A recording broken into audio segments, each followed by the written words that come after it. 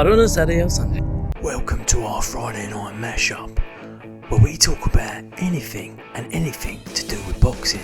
I'm Sav, and he's Baz. Bosh. Sav, why are you talking like that, man? I thought I'd talk like this for the whole video because the Ron Football is fighting this weekend, and he talks like this.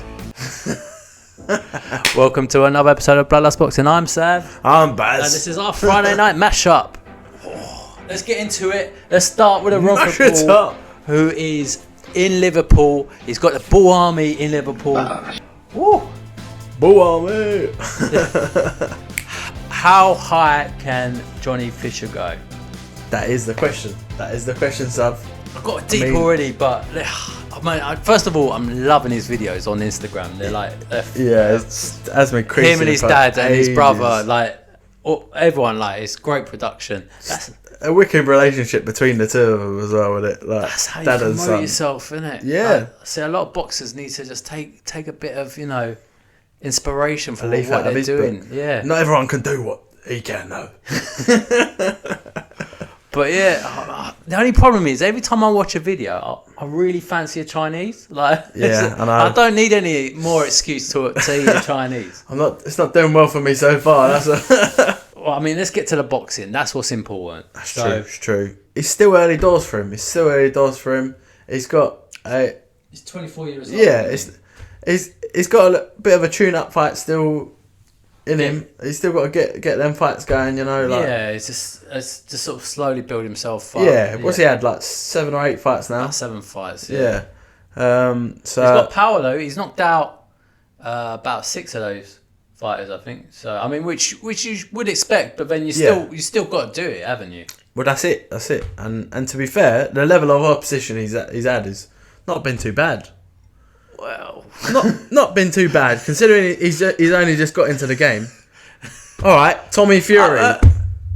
Well, Tommy. Exactly. I just got to bring it back to that. Well, just to be clear, he's not saying he's fought Tommy Fury. Yeah. If you haven't watched the last video, he read off Tommy Fury's list of opponents, and was it like 200 and his fight guys 201 or something. But yeah, I mean, at least some of the guys he's fought has got a few wins under their belt. Yeah, so for sure. It's going to take a little bit of time. He's still young. We're going to see him slowly start stepping up. He's trained by Tibbs, isn't he? So yeah, I rate Tibbs. Yeah, and Tibbs trained up Dillian White, and you see where he got him. So I think it's a great matchup. Fighting out of Essex. Bright. Yeah, definitely. So the question is, I mean, look, what level can he get up to? Well, I think your Joshua's, your Furies, at some point they're going to be phased out, aren't they? Let's be honest. They're getting to a sort of latter end of their career in terms of age-wise. Another 3-4 years. Yeah, that's a good point. Timing. He's 24 years old. He doesn't need to rush. Yeah. You've got, as you said, you've got Tyson Fury, AJ. They're going to start retiring in the next 3-4 years potentially. So who's gonna follow through the ranks? Yeah, then? I mean, you've got Daniel Dubois coming up, but Johnny Fisher's, if he times it right, I mean, he can definitely get to British level, and get to European level, and then world level. I mean, look at what we've got now in terms of world level. If you think Dominic Brazil, Charles Martin, they were at world level, he can definitely get up there. They've definitely got the potential to be better than him. So yeah, and then all them cruiserweights, they're going to start jumping up as well. There's some big cruiserweights out there, so they'll probably jump up to heavyweight, and then that's true. You got Riakporhe, Okolie who are going to jump up. So I mean, it will get tough once they jump up, but yeah, I'll be interested to see where it goes. Yeah, that's good for him. But he keeps it light, he keeps it entertaining, and he knocks people out as well. So what more do you want, Tuff? Boy, you want a little Chinese now, don't you? Oh man, I'm starving. But anyway, let's talk about the rest of the card. It was meant to be Callum Smith on there headlining, but he had an injury. He had I believe it was a back injury, so he had to pull out. Lifting those banknotes, I suppose. I think it was the paperwork for the next fight that's been ordered between him and Beterbiev potentially. So yeah. that was definitely something a bit fishy about that. Yeah, I mean, you can't blame him if he has pulled out. He's rumoured to have a little bit of a niggle. So if you've got a potential fight with Beterbiev lined up, I don't blame him. To be fair, you don't want to rush it. But the fight was built around him in Liverpool. But we were talking about the zone pricing. Yeah. I saw an interview earlier where Eddie Hearn was questioned and pushed on it by Seconds Out, the reporter in there, and he seemed to snap back a bit, Eddie. And so, I mean, look, there has been a price increase. Is this card worthy of that increase? It's gonna keep getting questions up because at the end of the day, it's quite a lot, isn't it? So, is it worthy? Providing I think they follow through with the rest of the fights for the year. I think it can be forgiven. And to be fair, it is a strong card. I mean, you haven't got Callum Smith on there, but you've got loads of other fighters on there. You've got Campbell Hatton. Yeah. You've got Rhiannon Dixon. You've got the main fight, Cullen versus Diego Pacheco. Yeah. So, but let's talk about Pacheco versus Cullen. There's some tall guys, aren't they? They're massive. Super middleweight. I don't know how they hang in the super middleweight division. I don't understand it. That height. Yeah. Cutting weight must be hard. It must be horrible cutting weight when you're that tall. Yeah. But Pacheco, he's been built up as one of the future stars of Matchroom. And to be fair, he's looked good and he's backed it up in all of his fights. I think he's 17-0. Yeah. Yeah. It's a good start for sure. And Cullen, he's a good fighter as well. He's had a lot of experience. Yeah, he's proven, isn't he? I believe he's 29 years old. But he's had a couple of losses though, hasn't he? He has had 3 losses under him, but you can't say that they've all been easy opponents or anything like that in his record. He lost to Felix Cash, who's a good fighter, and he lost to Sajo, and that was a tough fight. So it was a body shot, wasn't it? Yeah, body shot, 6th round. I'd say he's dominating the fight, to be fair. I mean, there wasn't much damage on Sajo, but at the end of the day, it looks like the body shots just rained in, and there's not much you can do about it. Got ground down in that fight, I think. Yeah, he couldn't really use his reach. Cullen. I found like. Yeah, that's true. And that's his one asset. So yeah, and depending on how Diego fights, could be quite interesting because they're the same sort of height. Cullen's he's always been sort of the nearly man. He's sort of falling into that category. So this is a fight he really needs to win if he wants to, make his mark on the division. He needs to get a win here. Yeah. But I think everything's teed up for Pacheco to. It looks that way. I mean, he's obviously trying to state otherwise, but it's looking like he's a bit of a stepping stone. Yeah, and he's been training with, was it Benavidez, Pacheco? Yeah. Yeah, and I think he's done a bit of sparring with Canelo as well, and all those guys there. Yeah. So, yeah, he's had some good quality sparring. It's a dangerous circle of friends, that stuff. Yeah, exactly. But then Cullen's been sparring with Callum Smith as well, so he's had some good sparring for this fight. So either way, they're going to be up for it. It's going to be a great fight. Be interesting to see how long it lasts. Yeah. Looking further down, you've got Campbell Hatton. He's another one who, again, how high will he go? I don't know. Yeah, I mean, I'll be honest with you, that's a bit more of a tougher question for me because I'd be lying if I've said I've been impressed with the way he's been boxing, but then he has showed progress. So yeah, it's taking a bit longer. Isn't it? It's taken a bit longer for him. Won his last fight via KO. Yeah, first round I believe it was. So I mean, I don't know. He's still young, still plenty of learning in the bank. He's got a great team behind him. Yeah. Great family name. Can he carry it? Matthew Hatton, his uncle is training him. It's a lot of pressure when you've got that big name on your shoulders. Yeah. Trying to live up to it. And actually, I think I like where he is at the moment because when he first came in, there was a lot of pressure put on him. There was so much publicity. Matchroom did what they do. They promoted the hell out of him in the beginning, which I think kind of had a counter effect. I think so. I mean, he's great for his profile, but it put so much pressure on him. So it feels like they've dialed it back a little bit now, doesn't it? Yeah, and I feel he's actually seen the benefits of that. He looks like he's a lot more comfortable. Yeah. And his last couple of fights, he's looked more you know, he's not rushed as much. So I think they needed to dial it down a bit. But I think so. We'll see. It'll be interesting to see how he progresses. So yeah, I suppose the elephant in the room. Got to talk about Tyson Fury stuff.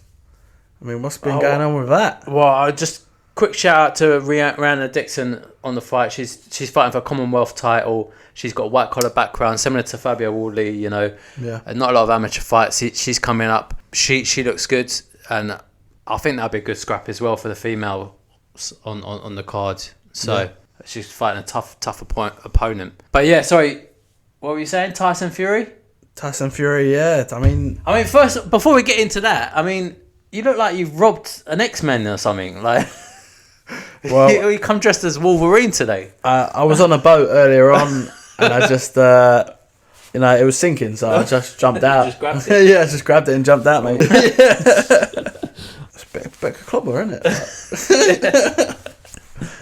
Not liking it now. A bit. It's bright. It's nice. Banana. But Tyson Fury. Yeah, Tyson Fury. I mean, there's been a lot been going on this week about it. Him and Usyk. What do you think, Sub? I mean, it's looking like at the moment it's not going to go ahead. By the time this video goes out, could be completely dead in the water. It's. I better send in my life right now. Yeah, I think they can do with it. What's looking like the biggest problem to you? Like, why is this fight not being made? Who's causing the issues with this? Well, there's a lot of people saying Tyson Fury's ducking, but I mean, I don't think that's the case. He's not ducking. It's money. It comes down to money. You don't think he's ducking? No, it's not. He's not ducking. It's money. He saw the figures being touted when he was due to fight AJ. Yeah. Yeah. They were going to get that big Saudi money for the unification fight if AJ got through Usyk. So he's seen the dollars there. The Saudis have backed off this fight, I think due to Ramadan. Plus, the hookup seems to be more to do with Eddie Hearn and the Saudis anyway. Yeah, it looks that way. So the money that he thought he was going to get isn't there. Yeah. So now they're having to fight in the UK. So do you think that this fight will happen, but later on in the year, I'm not when even they can get that Saudi money? I'm not even sure if that will happen. Potentially, they'll wait. Potentially. But the problem you got now is mandatories are being called. You got I think the WBA have called Daniel Dubois to fight Usyk. And if that doesn't go ahead... And that ahead, deadline, I think, is tonight when we're filming. Yeah. If there's not some sort of thing in place, there is an easy fix there because Daniel Dubois is with Frank Warren, and I'm sure they can sort something out there. Next question is going to be: are you paying step aside now? Well, if it goes past Friday, are you paying step aside money? So, and that complicates it even more. Yeah. If the money isn't in the pot that Tyson Fury wants, then you don't want to be paying step aside. Well, if you watch the interview with Alex Krasuk, yeah, that was good. ID boxing, wasn't it? Yeah. Yeah. It looks like. I mean, he's pretty much thinking for the worst, isn't he? Like he's been smart this week, so it looks like the deal's been dead. Yeah. Or close to being dead, and he's tried to revive it by doing a whole load of interviews, trying to basically put the pressure on Tyson Fury, because and Tyson Fury put the nail in his coffin a little bit by doing that little shout out. 70-30, wasn't it? Yeah. That for anyone who doesn't know, Tyson Fury did a little video earlier on, basically stating he's only going to accept 70-30, and for each day that it goes past until they sign something, then he's going to reduce the percentage of it. Yeah. I mean, it's a typical Tyson Fury rant. We're all used to it now, but yeah, he's lost a lot of support. I feel like he has, because I mean, if you look at the comments on the videos, a lot of people are digging into him. Yeah, and I think cracks are starting to show that people are starting to believe that it's not just one-sided AJ thingy that was fight all called fell off. Through. Yeah. No, I still think Eddie Hearn slowed that deal down, but for me, as I said, it comes down to money. Tyson Fury's seen that money. He's just seen his brother fight in Saudi and the kind of money he was getting. So it's true, yeah. I mean, obviously it's not the same, but he knows there's money there, and he's gonna have to settle for fighting in Wembley. But he's not about the money, sub. He gives all his money to charity. If it's not to charity, then he'll fight for free. It's no problem. Yeah, let everyone into Wembley for free. Yeah, he shot himself in the foot there. So, I don't know. Is he bitten off more than he can chew now with this? With ranting and hollering, is he just ruining his legacy by if he doesn't fight Usyk, yes. If he doesn't fight him next, yes. He's ruining it. If it doesn't fight him next, then mandatories, like you said, are going to be called. Yeah, and that might be the spin story for it. They might say, "Oh, the mandatory's been called. He has to fight. Usyk has to fight Daniel Dubois. There's nothing Fury can do." That's going to be the spin story, I think, if it falls through. They're already teeing it up, so it's starting to pee me off. I ain't gonna lie, stuff like these big fights not being made in the heavyweight division is just. Well, I mean, it's not the greatest division at the moment. Anyway, we've been cussing sort of the misfits cards, yeah, and that kind of thing. But if boxing doesn't make these fights, we're gonna start seeing massive issues. I mean, thankfully, that Garcia Tank fight, has been signed. Yeah. Hopefully no one pulls out. Hopefully, yeah. But that's due for April, isn't it, I think? I'm really excited for that. That should be a wicked fight. Yeah, so when you look at Errol Spence, Crawford, not happening. As I said, these big fights need to happen in boxing. Yeah. It's down to the promoters at the end of the day, mostly. It's the fighters and the promoters. They've just got to be realistic about how much money's in the pot. No one's fighting for legacy anymore, I feel like. It's just... It's all money based. I don't blame them in a way. They're fighting for their lives for their living, but it's getting a bit much now. Speaking of the Tank fight, Garcia, I think what we'll do is we'll do a separate video on that, won't we? But, yeah, it's quite as I said, fight. It's great to see the fight happening. Yeah. Don't forget to hit that like, subscribe button. Anything else, son? Yeah. Just hit that like and subscribe button, please. Or son will cry. For each subscriber that we get, Baz will lose £1. I kind of need to do that anyway. Body weight. Help him out. I'll do that. I honestly do that.